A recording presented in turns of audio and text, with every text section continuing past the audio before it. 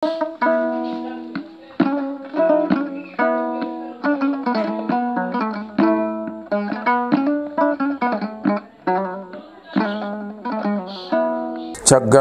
yettude Allah julde nela sallallahu alaihi wasallam min calmina min juure mon kadi humnude aadi hakkunde men modon woni quelques minutes de la santé hande non paden koy rafi mo biyaten ɓuɓiri tuba ko biyata prostate holko woni prostate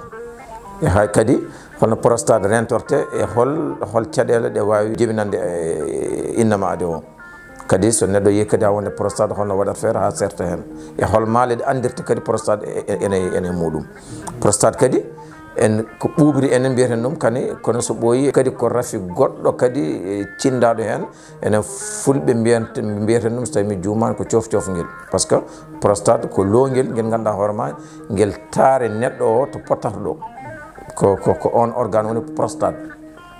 joni noon hen saaha longel ngel ne paana on mboɗa nde kadi ene wawi helde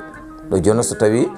innamade o haade mum ɓuuƴede taare ko toɓɓere par toɓɓere ardata e longel ngel so longel ngel heewi neɗɗo wiya to gonmi ɗo mboɗo ɓuuƴa taare yaha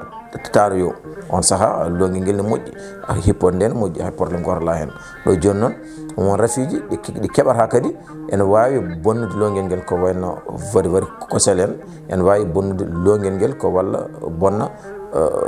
sukkode nde kadi rafi nane mo kalanɗen nane mo kalanɗen ko yewtere men nde ɓennude woni hémorroïde kadi rakkol mum central o kadi ene jokkodire toon so rakkol central so boni tan kadi ene heewi addude caɗele on banggue ha joni kadi rafi men kadi mo mbiyeten siti o kadi wonnoon siti wonata koye ƴiƴam neɗɗo kadi so tawi ene lutti wonde e neɗɗo tan kadi ene jibinan ɗum prostate o kadi joni noon heddi so tawi are maɗa holno gandirta o are maɗa hangadine a wawa jaggude taare attention kadi won rafi goɗɗo ne woodi neɗɗo ne wonde mum taw kadi wawa jaggude taare ɗum tagui kala cafrowo mo wona cafrowo médecine moderne so neɗɗo arema wima wonde mi wawa jaggude taare ko nandi hen haadema safrude ɗum taw prostate wi yo ya waɗe test diabète par ce que type 1 so tawi neɗɗo ne wondi hen kadi wawa jaggude taare on banggue haadi so Allah jaaɓi yewtere wonde e gartoyaɗa hen o joni noon prostate joni so tawi longel ngel so boni hangadine kala toɓɓere arde wonata tan koye en attente fatta hangadine nde nder longel to so toɓɓere ari tan filtat hangadine jooɗoto koto ganduɗa hoorema so taare ɗe gaari to neɗɗo to tartoɗo ɗum tagui noon jomum taroto joni tan so hedde secondaji tan kadi ha taare gara walla amadou mala ni neɗɗo tataro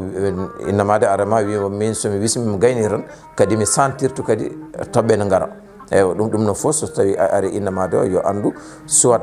ko prostate walla ko diabète type 1 so tawi noon woni a ƴeewi docteur eɓe so mbimo wonde ko prostate heddi holno safrote noon ko longel ngel ko ha joni kadi yimɓe ganda neɗɗo wawa safrade prostate tawa safraki colopathie et siti ewa par ce que ko hande sa hokkama leɗɗe prostate a yari ɗum ko wona kene sella ene kalma tan so tawi hande a hokkama exemple poɗɗe walla so tawi ko banggue médecine amen min dokkima leɗɗe ganduɗa hoorema ene cafra min mbima on ɗeɗo cafra ko prostate a yari ɗum panna lebbi tati lebbi nayyi ene wawi taw nden par 2 minutes walla 5 minutes fa taroyto ene wawi ustade hangadine wonta par 1 heure temps hono ndiyan mais ɗum ne ko balɗe daɓɓe tan wonata ko noon artat par ce que ene wayan tan a répare ɗum wona a wayan tan ko won pièce ma kelɗo ko au lieu itta pièce o foof change hono makko mais a suuɗ ɗum so suudama noon ene wawi ɓoyde ene wawi wasde wiide kadi ene ɓooya et puis kadi so prostate kadi so ɓooye e neɗɗo kadi so prostate so ɓooye e neɗɗo ha waɗi chronique e muɗum kadi en général yimɓe hewɓe mbi wonde ene wawi addande jomum infection kadi so tawi innamade o duumima e muɗum fin infection ne woodi e wonde infection so ɓooyi ene wawi wontude virus goɗɗo so wonti virus goɗɗo noon ene wawi wonde cancer en ene wawi wonde naggam en e ko nandi hen ko ɗum tagui hande organisation mondial de la santé ɓe mbi wonde hande kala temedere neɗɗo mo jiiɗa hen capanɗe jeenayo e joyo ha capanɗe jeenayo e jeeɗiɗo e gonde prostate so tawi hande a yeehi to banggue français ene ko nandi hen ko ɗum ɓe kaali kadi ɓe mbima wonde suhaɓeɓe kala tato ɓe jiiɗa hen ɗiɗo ene gondi hen et puis nden en jiinuɗen affaire prostate wiyete ko mawɗo jaaɗo ha ɓuuri 67 ans en 72 ans mais joni noon so tawi hande a ƴeewi suhaɓe ko wayno meɗen ko nandi hen foof kala hande mo jiiɗa ene goyto affaire prostate ɗum waɗi noon prostate ko rafi mo ganduɗa hande yimɓe ene goya ɗum no fewi kono noon so tawi are maɗa wat feere ɓattoɗa cafrowo safruma ɗum min calmini on min juuri moon kadi ha joni siftinde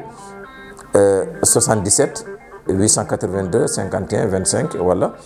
33 07 44 17 17 70 kala ñalawma mboɗon ɗo Pikine alhamisa